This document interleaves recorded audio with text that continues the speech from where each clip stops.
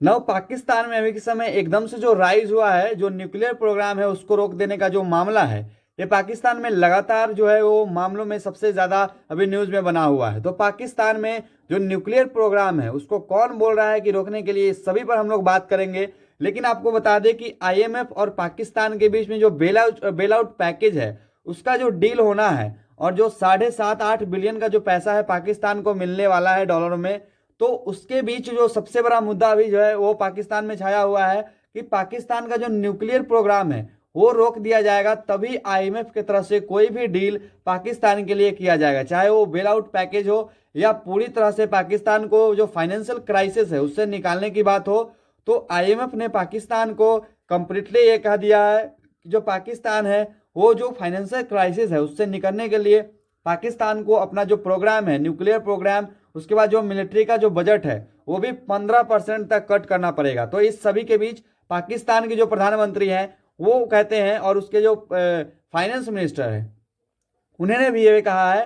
कि no compromise on Pakistan nuclear missile programme despite delay in IMF deal. मतलब उनके जो फाइनेंस मिनिस्टर उन्होंने कहा है कि पाकिस्तान का जो आईएमएफ का डील है वो भले ही डिले हो जाए, थोड़ा देरी हो, उसमें टाइम लगे, लेकिन पाकिस्तान अपने न्यूक्लियर प्रोग्राम और न्यूक्लियर मिसाइल जो है उसको टेस्ट को लेकर, चाहे उसका किसी भी तरह का टेस्ट को लेकर, अभी तक कोई भी क्रिटिकल सिचुएशन में पाकिस्तान रुकने वाला है नहीं, क्योंकि पाकिस्तान की एसेट की बात होती है। पीएमओ की जो ऑफिस है, पीएमओ, जो पाकिस्तान के मिनिस्ट्री ऑफ अफेयर्स हैं, जो पाकिस्तान के प्राइम मिनिस्टर के ऑफिस से जो मैसेज आया कि Pakistan nuclear and missile programme is a national asset, मतलब पाकिस्तान का जो न्यूक्लियर प्रोग्राम एक तरह से चल रहा है, तो जो पाकिस्तान का न्यूक्लियर प्रोग्राम है वो पाकिस्तान के लिए एक नेशनल एसेट है।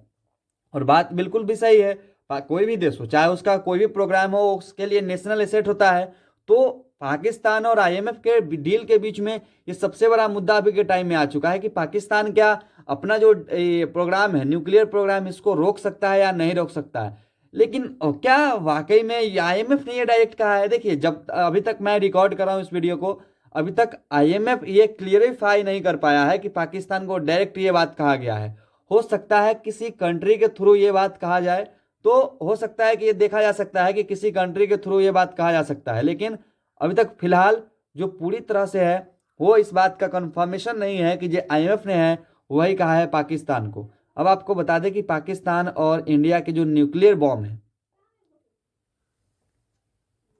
तो पाकिस्तान और इंडिया के जो न्यूक्लियर मिसाइल है उसके अलावा जो लगातार जो कंट्रीज है वो मिसाइल का टेस्ट करती रहती है, चाहे वो रेंज रहता है। तो पाकिस्तान भी अपने मिसाइल जो शाहीन 3 है उस पर काम कर रहा है, और उसका रेंज जो है वो बताया जा रहा है 2750 किलोमीटर है, जो इजराइल, ईरान, इराक, उसके बाद इंडिया और चाइना को जो है वो उसका सरफेस जो है पूरी तरह से वो कवर कर लेगा। और इस बीच सरफेस के बीच में कहीं से भी पाकिस्तान जो अटैक है वो किसी भी कंट्री पे कर सकता है। और ज्यादातर जो चिंता है वो इसराइल को लेकर है, क्योंकि इसराइल को अगर पाकिस्तान इस लेवल का मिसाइल अगर बना लेता है तो इसराइल के लिए बहुत बड़ा खतरा हो सकता है, क्योंकि दुनिया में पाकिस्तान एक ऐसी कंट्री है जो अपने जो वीजा है उस पर लिखता है कि ये पासवर्ड सभी के लिए वैलिड है, सभी देशों के लिए, केवल इसराइल को छोड़ करके। तो पाकिस्तान और इसराइल के बीच में रिश्ते बहुत ज्यादा खराब है, रिलेशंस। उसके बाद जो इंटरनेशनल रिलेशन में है वो पाकिस्तान इसराइल के खिलाफ काफी ज्यादा कट्टर जो बातें है वो करता है। तो इसराइल का और पाकिस्तान का रिलेशन वैसे ही दूरी पे है, लेकिन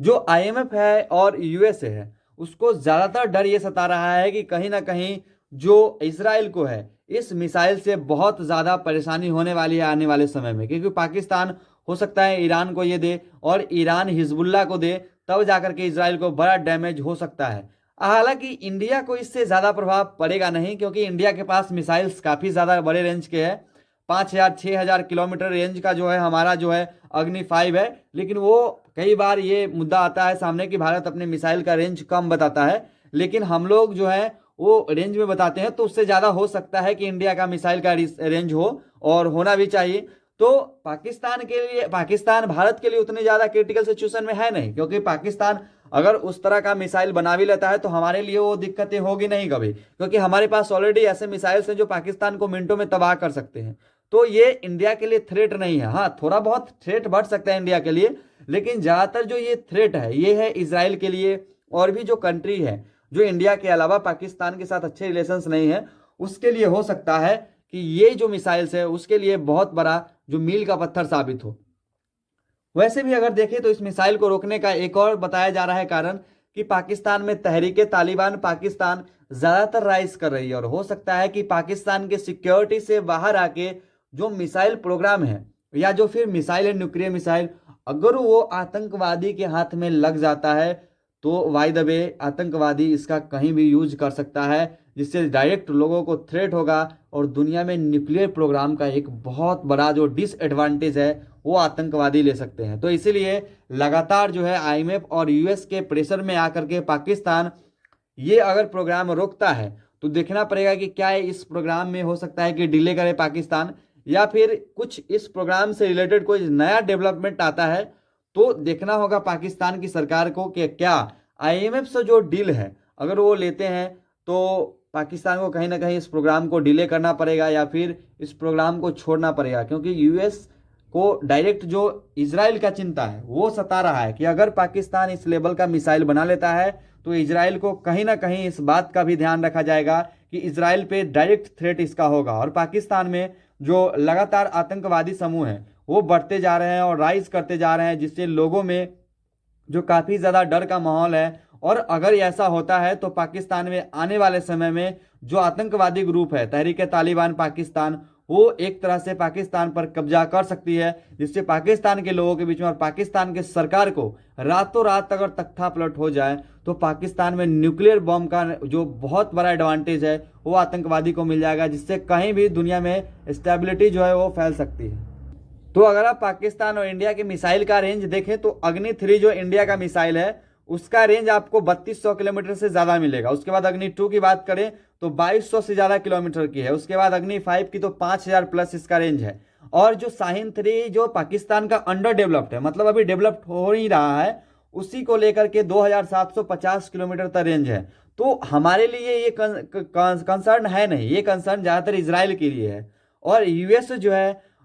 आपको बता दें कि यूएसए सहित दुनिया के कई ऐसे देश हैं जहां पर न्यूक्लियर स्ट्राइक न्यूक्लियर बॉम्ब का जो खर्च आता है न्यूक्लियर प्रोग्राम को बहुत ज़्यादा आता है। आपको बता दें कि जो यूएसए है वो अपना 5.5 ट्रिलियन यूएस डॉलर इतना बड़ा अमाउंट जो है न्यूक्लियर वेपन पर खर्च करता है उस प्रोग्राम से रिलेटेड 1940 टू 1996। मतलब ये आप कहें कि 56 सालों के बीच में जो यूएसए है वो लगातार 5.5 ट्रिलियन यूएस डॉलर इतना बड़ा अमाउंट खर्च किया है। तो एक न्यूक्लियर प्रोग्राम पे या न्यूक्लियर बॉम्ब पे पैसा ऐसा नहीं कि खर्च नहीं होता है, हर एक साल आपको मेंटेनेंस करना पड़ता है और भी कई तरह के काम करने पड़ते हैं उस प्रोग्राम से रिलेटेड, तो इस पर खर्च आता है। तो पाकिस्तान के लिए जो मुश्किलें हैं ये बढ़ने ही वाली है कि न्यूक्लियर प्रोग्राम डिले किया जाए या फिर जो आईएमएफ से डील है वो कट किया जाए। तो कैसी लगी वीडियो, चैनल को सब्सक्राइब जरूर कीजिएगा और दोस्तों के साथ शेयर जरूर कीजिएगा दोस्तों।